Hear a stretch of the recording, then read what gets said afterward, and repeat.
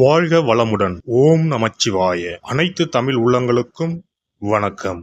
நிகழும் ஸ்ரீ மங்களகரமான குரோதி ஆண்டு ஆகஸ்ட் மாதம் 17ஆம் தேதி சனிக்கிழமை அன்று பூராடம் நட்சத்திரத்தில் திரையோதசி திதியில் பிரீத்தி நாமயோகத்தில் கௌளவம் கர்ணத்தில் சித்த யோகத்தில் சனி மகா பிரதோஷம் கூடிய நன்னாளில் இந்த மகத்தான ஆவணி மாதம் பிறக்கிறது.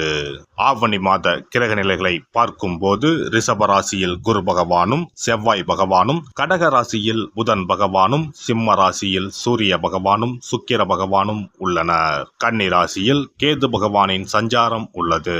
கும்பராசியில் சனி பகவான் வக்ரத்தில் உள்ளார். ராகு பகவான் மீனராசியில் பயணம் செய்கிறார். இந்த மாதம் கிரகங்களின் பெயர்ச்சி என எடுத்துக்கொண்டால் ஆவணி மாதம் 10ஆம் தேதி செவ்வாய் பகவான் ரிஷப ராசியில் இருந்து மிதுன ராசிக்கும், சுக்கிர பகவான் சிம்ம ராசியில் இருந்து கன்னி ராசிக்கும் பெயர்ச்சி அடைகின்றனர். ஆவணி மாதம் 15ஆம் தேதி புதன் பகவான் கடகராசியில் இருந்து சிம்ம ராசிக்கு இடப்பெயர்ச்சி அடைகின்றார். இந்த கிரகங்களின் பெயர்ச்சி மற்றும் சிம்மத்தில் இணையும் சூரியன் புதன், கன்னி ராசியில் இணையும் கேது சுக்கிரன் ஆகிய கிரகங்களால் இந்த ஆவணி மாதத்தில் உங்கள் ராசிக்கு உண்டாகும் சுப பலன்கள் என்ன என்பதனையும், அசுப பலன் ஏற்படுமாயின் ராசிக்காரர்கள் செய்ய வேண்டிய பரிகாரம் என்ன, வழிபட வேண்டிய தெய்வம் யார் என்பதனை பற்றி விரிவாக காண்போம்.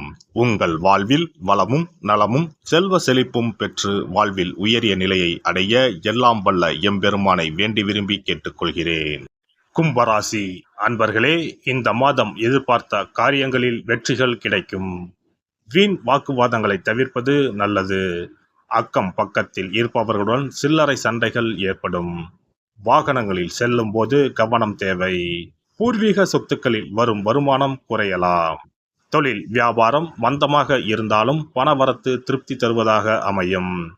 கடன்களை அடைப்பதில் வேகம் காட்டுவீர்கள். உத்தியோகத்தில் இருப்பவர்கள் கூடுதலாக உழைக்க வேண்டி இருக்கும். உங்களது வேலையை கண்டு மேலதிகாரிகள் திருப்தி அடைவார்கள். குடும்பத்தில் இருந்த இறுக்கமான நிலை மாறும். கணவன் மனைவிக்கு இடையே கருத்து வேற்றுமை உண்டாகலாம். கவனம் தேவை. பிள்ளைகள் விஷயத்தில் நிதானத்தை கடைபிடிப்பது நல்லது. நண்பர்கள் உறவினரிடம் பேசும்போது பக்குவமாக பேசுவது நன்மையை தரும். பெண்களை பொறுத்தவரை எந்த காரியத்திலும் சாதகமான பலன் பெற வாக்குவாதங்களை தவிர்ப்பது நல்லது. வெளியூர் பயணங்களின் போது கவனம் தேவை. கலைத்துறையினருக்கு இருந்த பிரச்சனைகள் குறையும். பேசி எடுக்கும் முடிவுகள் நன்மையை தரும். அடுத்தவர்களுக்காக எந்த பொறுப்பையும் ஏற்காமல் இருப்பது நல்லது. அரசியல் துறையினரை பொறுத்தவரை வழக்கத்தை விட கூடுதலாக உழைக்க வேண்டியிருக்கும்.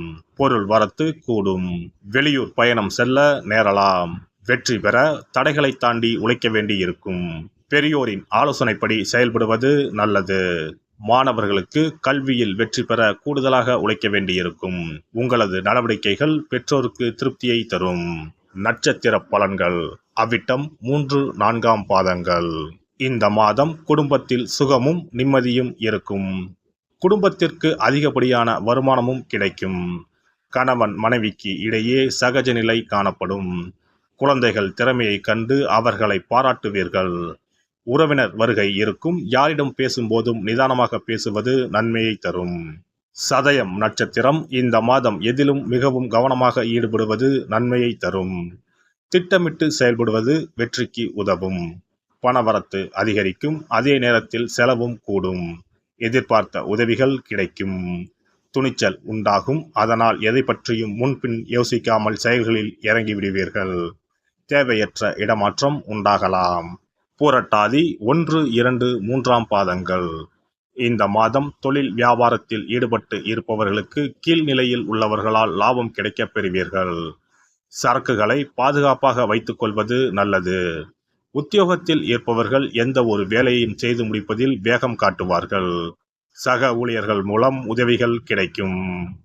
சனிக்கிழமையில் முன்னோர்களுக்கு தீபம் ஏற்றி வணங்க உடல் ஆரோக்கியம் பெறும். கடன் பிரச்சனைகள் தீரும். சிறப்பு பரிகாரம்: சொந்த வீடு அமைவதற்கு ஆன்மீக பரிகாரம். சொந்த வீடு கனவு நிறைவேற வேண்டும் என்பதற்காக எத்தனையோ கோவிலுக்கு சென்று எத்தனையோ பூஜை வழிபாடு என செய்தும் ஒன்றும் நடக்கவில்லை என்பவர்கள் வீட்டிலேயே இந்த எளிய பரிகாரத்தை செய்து வந்தால் நல்ல பலன் கிடைக்கும். எளிமையான இந்த 2 பரிகாரங்களை செய்து வந்தால் விரைவில் சொந்த வீடு யோகம் அமையும். அதனால் நம்பிக்கையுடன் இந்த சக்தி வாய்ந்த வழிபாட்டை செய்து வரவும். எவ்வளவுதான் சொத்து பணம் இருந்தாலும் நமக்கென்று ஒரு வீடு இல்லை என்றால் அது மனக்குறையாகவே இருக்கும். சொந்த வீடு வாங்க முடியவில்லையே என்பது பலரின் ஏக்கமாகவும் கனவாகவும் இருந்து வருகிறது. சொந்த வீடு வாங்க வேண்டும், வாங்கிய இடத்தில் விரைவில் வீடு கட்ட வேண்டும், ஏற்கனவே துவங்கியிருந்த வீட்டின் பணிகளை பணப்பற்றாக்குறையால் கட்டி முடிக்க முடியவில்லையே என்ற கவலையில் இருப்பவர்கள் ஏராளம். இப்படிப்பட்டவர்கள் வீட்டிலேயே எளிமையான 2 பரிகாரங்களை தொடர்ந்து செய்து வந்தாலே போதும். சொந்த வீடு வாங்க வேண்டும் என்று நினைப்பவர்கள், அதற்கான முயற்சியில் ஈடுபட்டிருப்பவர்கள் ஒரு சிறிய அகல் விளக்கில் விளக்கெண்ணெய் ஊற்றி தீபம் ஏற்ற வேண்டும். மகா விஷ்ணுவின் அவதாரங்களில் ஒன்றான வாமனரை மனதில் நினைத்து சொந்த வீடு அமைய வேண்டும் என்று பிரார்த்தனை செய்து கொண்டு மாதந்தோறும் வரும் திருவோண நட்சத்திரத்தன்று வீட்டின் அக்னி மூலையான தென்மேற்கு மூலையில் இந்த விளக்கை ஏற்றி வைக்க வேண்டும். அக்னி திசை என்பது மண்ணுக்குரிய திசையாகும். அதாவது அங்காரகன் எனப்படும் செவ்வாய் பகவானுக்கு உரிய திசை இதுவாகும். 3 அடி மண் கேட்டு 3 உலகையும் அளந்தவர் வாமனன். அதனால் அவரை நினைத்து பால் பாயசம் நிவேதனமாக படைத்து வழிபட்டு வந்தால் விரைவில் சொந்த வீடு யோகம் அமையும். மற்றொரு பரிகாரமாக வீட்டில் பயன்படுத்தும் காமாட்சி விளக்கு அல்லது கஜலட்சுமி விளக்கு அல்லது வழக்கமாக பயன்படுத்தும் ஏதாவது ஒரு விளக்கை எடுத்துக்கொள்ளுங்கள். விளக்கை சுத்தம் செய்து மஞ்சள் குங்குமம் வைத்து வாசனை மிகுந்த வெள்ளை நிற பூக்கள் சாற்றுங்கள். பிறகு 5 ரூபாய் நாணயத்தை விளக்கிற்குள் போட்டு நெய் அல்லது எண்ணெய் ஊற்றுங்கள். ஒரு சிறிய தட்டின் மத்தியில் மஞ்சள் குங்கும பொட்டு வைத்து அதன் மீது 5 ரூபாய் நாணயத்தை வைத்து நாம் ஏற்கனவே தயார் செய்த விளக்கை இதில் வைத்து விளக்கினை ஏற்ற வேண்டும். தினமும் காலையில் 6 மணி முதல் 7 மணிக்குள் இந்த விளக்கை ஏற்றி வந்தால் விரைவில் வீடு கட்டுவீர்கள். 5 ரூபாய் நாணயம் என்பது குபேரனுக்கு உரியதாகும். இதை விளக்கில் போட்டு ஏற்றுவதால் வீடு கட்டுவதற்கான அல்லது வீடு வாங்குவதற்கான பணம் ஏதாவது ஒரு வழியில் உங்களுக்கு கிடைக்கும். காலை 6 மணி முதல் 7 மணி வரையிலான நேரம் என்பது ஞாயிற்றுக்கிழமையில் சூரியன், திங்கள் கிழமையில் சந்திரன், செவ்வாய்க்கிழமையில் செவ்வாய், புதன் கிழமையில் புதன், வியாழக்கிழமையில் குரு, வெள்ளிக்கிழமையில் சுக்கிரன், சனிக்கிழமையில் சனி என நவக்கிரகங்களில் பாவ கிரகங்களான ராகு கேதுவை தவிர்த்து மற்ற 7 கிரகங்களையும் குறிக்கும் ஹோரை நேரமாகும். இந்த நேரத்தில் விளக்கு ஏற்றுவதால் நவக்கிரகங்களின் அருள் கிடைத்து பூமி யோகம் உண்டாகும். எந்த ஒரு பரிகாரம் என்றாலும் மனதில் முழு நம்பிக்கையோடும் இறைவனை உறுதியாக வேண்டி வழிபாடு செய்தால் மட்டுமே பலன் தரும். எளிமையான இந்த பரிகாரத்தை தொடர்ந்து செய்து பயன் பெறுங்கள். எல்லாம் வல்ல இறையருளால் நீங்களும் உங்கள் அன்பு குடும்பமும் உடல் நலம், நீலாயுள், நிறை செல்வம், உயர் புகழ், மெய்ஞானம் ஓங்கி வாழ்க வளமுடன். இந்த வீடியோ பதிவு உங்களுக்கு பிடித்திருந்தால் லைக் பண்ணுங்க, கமெண்ட் பண்ணுங்க, ஷேர் பண்ணுங்க, மறக்காம சப்ஸ்கிரைப் பண்ணுங்க, பக்கத்துல இருக்கிற பெல் பட்டனை கிளிக் பண்ணுங்க. நன்றி, வணக்கம். ஓம் நமச்சிவாய. சிவாய நம.